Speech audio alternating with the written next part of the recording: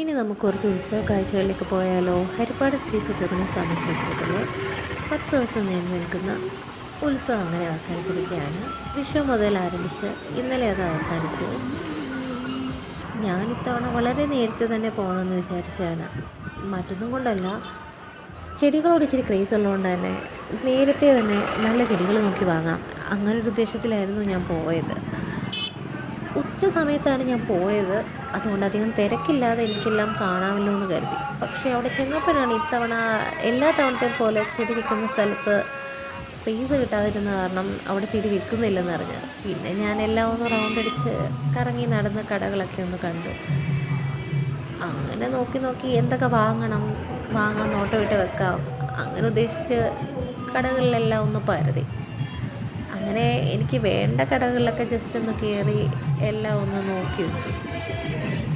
അങ്ങനെ നോർമലി കമ്മലുകളിലായിരിക്കുമല്ലോ നമ്മളുടെ നോട്ടം ആദ്യം എത്തുന്നത്.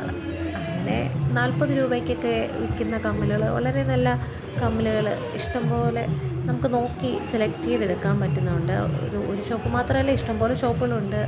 അവിടെ തന്നെ അമ്പലത്തിന് പുറകിലും ഒരുപാട് കടകളുണ്ട്. ഞാനിപ്പോൾ ഫ്രണ്ട് ഭാഗത്ത് മാത്രമുള്ള ഒരു കടയുടെ ജസ്റ്റ് ഒരു ഇമേജസാണ് എടുത്തിരിക്കുന്നത്. അതിൽ പിന്നീട് എൻ്റെ കണ്ടെത്തിയത് ഇതുപോലെ പച്ചക്കറി വിത്തുകളിലേക്കാണ്.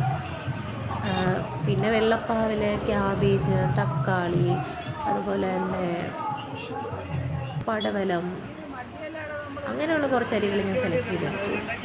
അത് ഓരോന്നിനും 20 രൂപ വെച്ചെന്നേ ഉള്ളായിരുന്നു. വീണ്ടും എൻ്റെ കണ്ണ് കമ്മലുകളിലേക്ക് തന്നെ വീണ്ടും പോയി.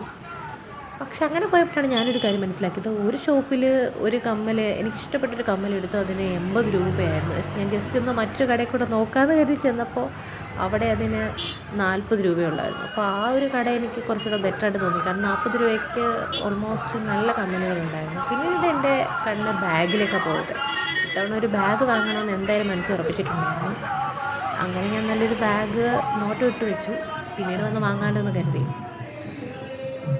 പിന്നെ ഞാൻ നേരെ പോയത് ഈ ഹാങ്ങിങ് ബെൽസ്, അതും എനിക്ക് വാങ്ങണമെന്നുണ്ടായിരുന്നു. അതുകൊണ്ട് അങ്ങോട്ടും കയറി. അതെല്ലാം ഞാൻ പിന്നീട് വന്ന് വാങ്ങുകയാണ് ചെയ്തത്.